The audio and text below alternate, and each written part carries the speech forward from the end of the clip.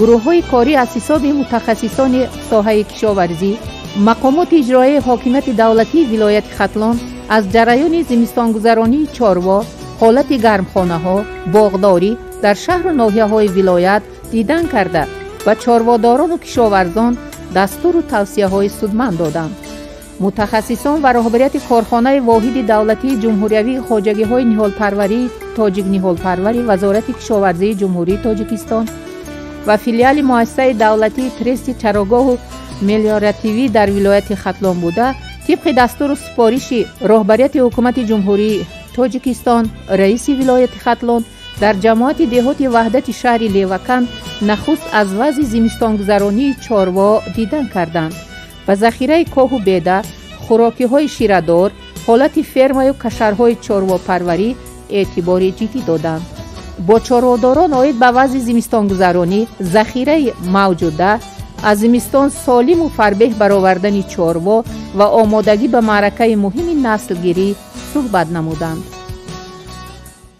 فیلیال ترست مؤسسه دولتی ترست چراگاه ملیاراتیوی در ولایت ختلان در صحرا برآمده با همراهی چاروادارا بخوریم، از شرایط زیست زندگانی اینها باخبر باشیم و ما تصمیم گرفتیم که امروز در فصل سرما در همه موضوعی که چاروا پرورش کرده می شود برآمده به چوپانا خوردیم و از شرط شرایط اینها بخبر شدیم و دیدیم که در حقیقت در کشرهای نگهداری مال معده شرایط بسیار حاضر خوب هست و ذخیره خوراک چاروا نیز ذخیره هست. حاضر بود در نوار هم گرفته می شود که می بینید در اینجا که و خوراک چاروا میتونه کنسنتراتی همه ذخیره هست و کشرها باشد همش تعمیر و ترمیم شده است. واقعا به مقدار معین کاه و بیده و خوراکی‌های شیردار ذخیره گردیده حالت زمستانگذرانی چاروا و طلبات جوابگو بود. غم زمستان را در تابستان خورده و دوره سرما آمادگی گرفتند. این حال ما در جماعت دهات وحدت شهر لیوکن قرار داریم که در جماعت دهات وحدت 3700 سر چاروا پرورش می‌یابد. این حال ذخیره خوراک چاروا 160 تن را تشکیل می‌داد. تا امروز 70 تن ذخیره هست. خوراک که کنسنتراتی باشد 10 تن را تشکیل می‌کند. وضع کشرات پر تامین و نگاهبینی چاروا خیلی خوب است. 18-20 واحد خوراک راست می‌آید. معرکه نسلگیری باشد در ماه‌های 25 ماه فوریه آغاز می شود. خیلی حاضر نگاهبین چاروا خیلی خوب، تیاری به نسلگیری خیلی خوب است. کشرها پر محکم گرم کردگی. البته کوشش هست که سرشمار چاروا باید زیاد شود. نقشه برگیری 95 هر 100 سر 95 سری معین شدگی است. کوشش دارن چاروادارا که هر سر چاروا 95 سری برای به دست بیارن. در اینجا ذات تاجیکی پرورش میاد و ذات حصاری دو نمود ذات چاروا پرورش نگاهبین کرده می شود.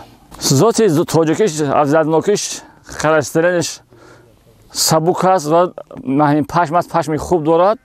از ذات حصاری به هم معلوم است که گوشتی زیاد دارد، وزن زیاد دارد، گوشتی زیاد دارد. در همین شهر زیاد همین ذات همین تاجیکی و ذات حصاری زیاد کرده می شود. در مجموع در شهر ذخیره خوراک چاروا 3760 تن را تشکیل می‌دهد که این نسبت همین دوره سال گذشته 60 تن زیاد میباشد. زمستانگذرانی چه خیلی شاید حال آن دیدین چاروا دینا پر کشرها تعمیر و خوراک که درشت و کنسنترات تامین میباشند و پرگین میرسد. از روی حسابات بر زیادی باید چاروا را از زمستان سالم و بردن براریم.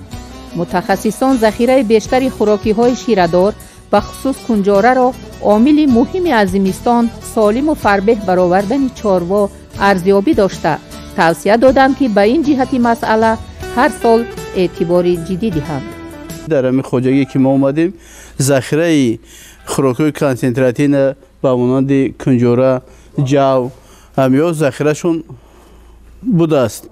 برای همین این با ذخیره‌ای که در کشرو بودو با ذخیره که در همین سکلادشون هست این برای مبادا که با روزی وزمین باشد زیادتی با از نورم میتن که برای سالم برآوردن چارو از زمستون این برای مثال در ماه فوریه برای تولد کردن و میشوام این فایده کلان میده که مثال شکمشون که سیر باشد با مثال سلامتشون بخواد میشد نسل خوب میتید. چارودرو باید که در فصل زمستون باید که از کشرو برآورده در گرد کشرو مالا رو باید بگردونن خیلی بعد خوراک دادن باید بگردونن که کمتر حرکت بجا بیاد.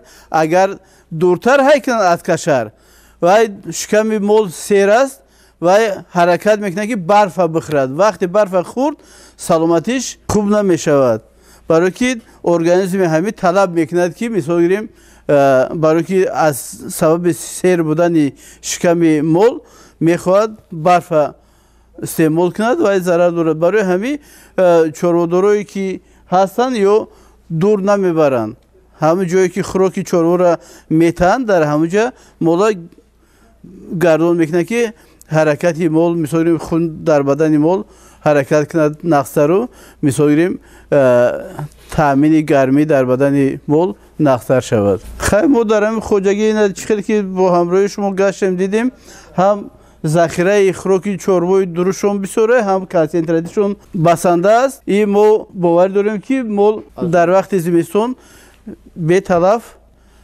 پرورش کرده میشد و نسلی خوب میگیرند.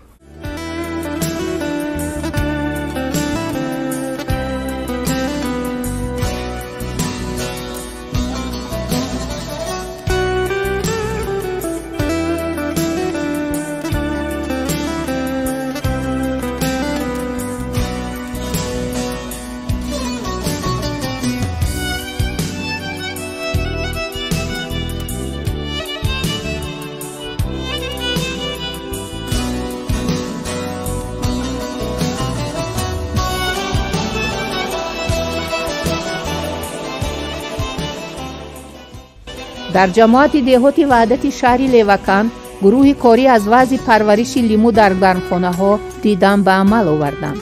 از این گرمخانه‌ها که قریب در میدان 2 هکتار دامن پهن کرده است از روی گفت مسئولین 12 تن لیمو به سودا برآورده باز این اقدام را ادامه بخشیده در تامین بازارهای استعمالی و این میوه شفابخش سهمی ارزنده می‌گذارند. سرکشاورزی کارخانه واحد دولتی جمهوریوی خواجگی‌های نهالپروری تاجیک نهالپروری وزارت کشاورزی جمهوری تاجیکستان به لیموپروران در سمت رشد لیموپروری توصیه‌های سودمند دادند.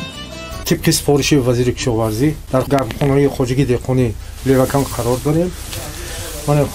در این خواجگی زغیرته زیاده از 1.80 سانتی متر لیمونزار را ما نظارت گذاردیم. حالت جانوری حاصل در 2022 سال مساحت زیاده از 2 هکتار 12-14 تن لیمون جانوری کرده و باقی مانده لیمون ها در همین با حالت نگاهبینی لیمونزار ها در همین وقت صد و طلال جابگوی می باشد. لیمون ها از خنکی امی نگاه داشته شد. اون لیمونزار هایی که از خنکی محافظت کرده البته دود مانده قبطی بالای اون لیمونزار را باید چی کردن در کار دود کردن در کار که لیمون ها از باید آسیب نبینند. وقت ساعتش بریش درخت گذاندن نرم کنیم با آزقدی وقت ساعت میآیند.